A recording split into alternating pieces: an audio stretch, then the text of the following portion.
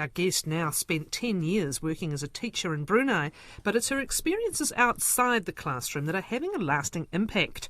Jacky McLaren ended up being deeply involved with the Penan, a semi-nomadic tribe on the island of Borneo whose way of life's been disrupted by deforestation and palm oil plantations. Spurred to action by seeing what a lack of medical care was doing to the tribe, she started fundraising to upgrade the local clinic and help them better access food. She also encouraged them to trade goods, and that continued when she returned to New Zealand. Jacky founded Borneo Bags, which sells handwoven products from Penan women, helping support them and their families. Kia ora, Jacky, welcome. Hello, Kathryn. Good morning. Thanks for talking to me. You're most welcome. What a wonderful story. Tell me about why you went to this part of the world to teach and then coming to know these people who've got such a special place in your heart. Well, to be honest, I applied for a lot of jobs overseas as soon as my children were at university here.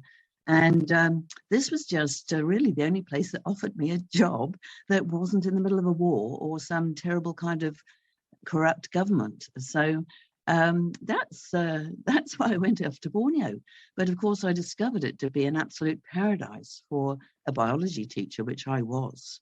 So and you weren't travelling, Jacky. Did you apply from New Zealand or were you travelling and applying?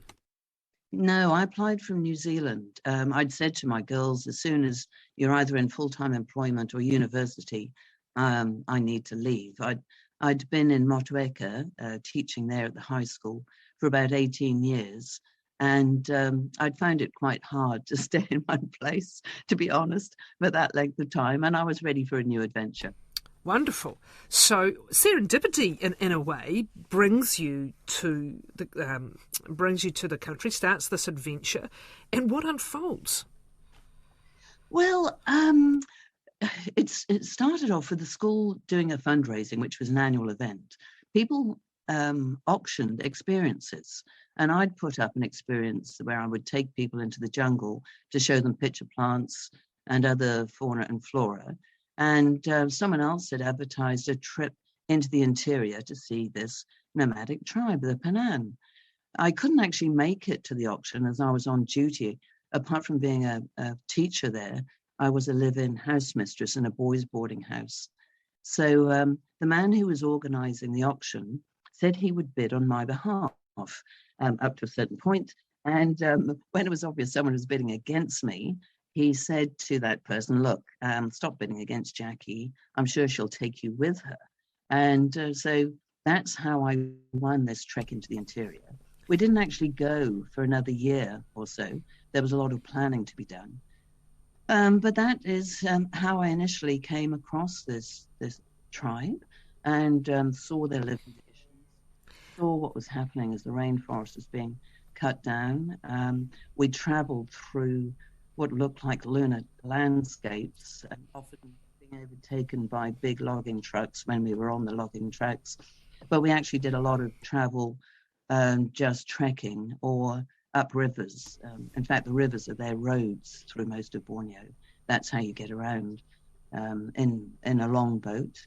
Nowadays, they actually have a motor on the end, but back then it was quite often just by sort of paddle or punting power. So, yes, that's how I met them. Could you see immediately what was happening to their lives and their homes with the amount of commercial operations going on? Well, it would have been very hard to miss it. And the contrast between these desert landscapes, which were just deserted, really. There was no regrowth of anything once the forest had been cut down.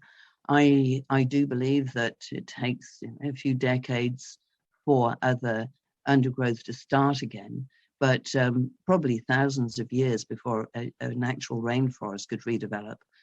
But at least there would be some regeneration and the animals would start coming back.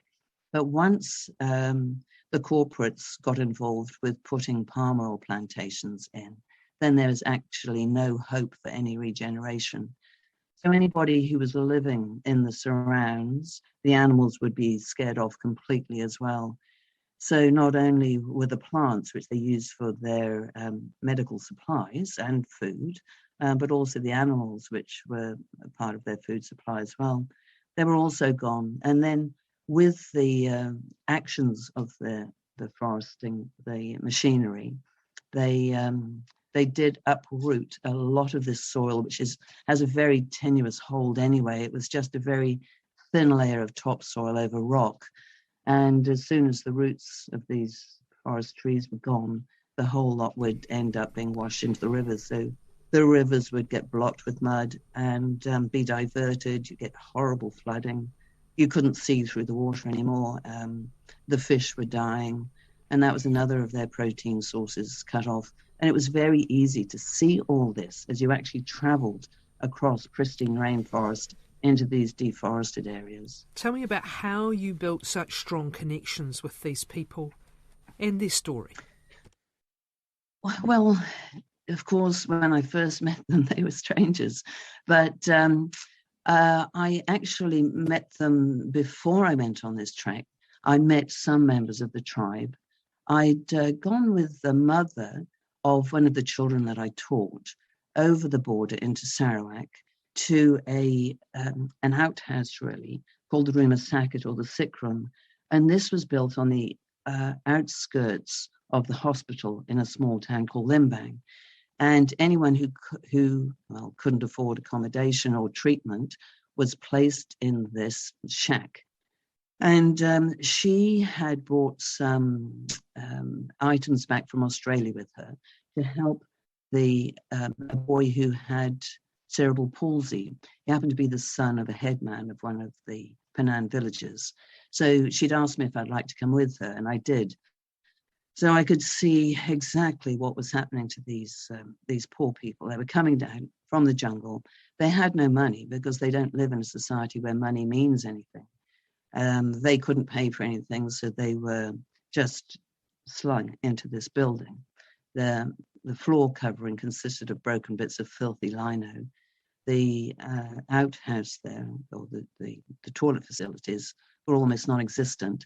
The pipes had rusted through, so any water coming through was full of dirt and bits of metal, very unhygienic, and there was no privacy for them. Apart from this young lad with cerebral palsy, there was another woman she'd come to see, and she'd had TB a year or so before. And TB is one of those illnesses that's unfortunately endemic on Borneo. They're very frightened of vaccinations. They don't understand it.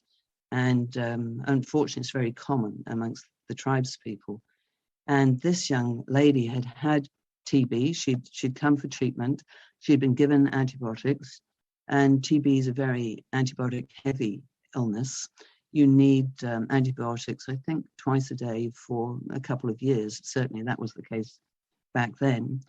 And she'd obviously gone back to the jungle with a supply. In order to have these renewed, she'd have had to have kept coming back to the hospital to get them renewed, which of course she can't do.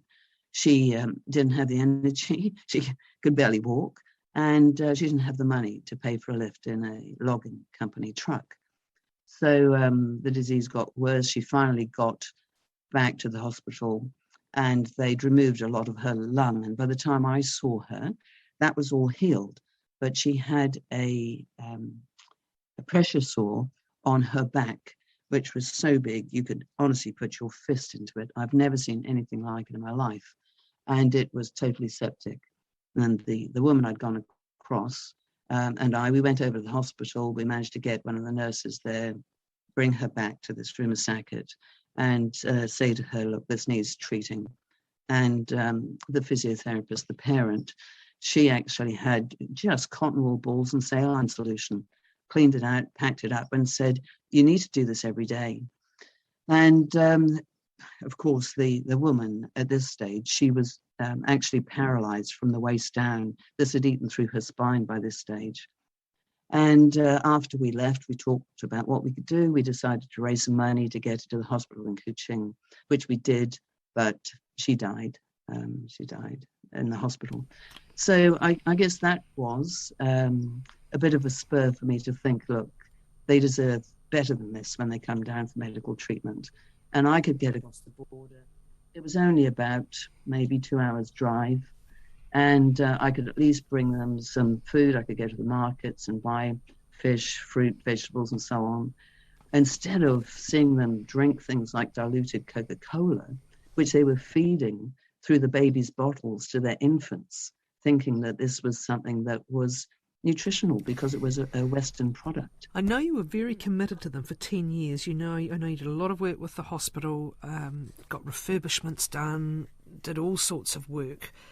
But what's happened subsequently? After 10 years, I think, or around 10 years, you leave and you've kept up this connection with these people and their lives. Where did the idea to trade or to encourage them to trade their goods from that led to the business, I guess, or the enterprise we're about to talk about, and people can see images on the website? Where did that sort of part of the story begin? Well, I had just been going across and using my own money to try and buy them some nutritious food, and I would teach them about hygiene. They were not used to using plastics, for example. Everything that they had in the jungle was biodegradable. A couple of parents came on board with me who spoke Malay, and many of them could speak Malay. They actually spoke a different language called Penan, which is quite different to Malay. It's not a written language, but luckily they were beginning to learn Malay because their children had to attend Malay schools. So the children were bringing it home and teaching it to their parents, so we could at least communicate. So I said to them, if you can bring your woven products down, or anything you make really, I will buy them off you and take them back to my school. And the parents of my students, two of them who were helping me, they would take them back to their army camp or back to their own settlements and try and sell them there. So that's what we did, and it very quickly grew. It was amazing how quickly it took off.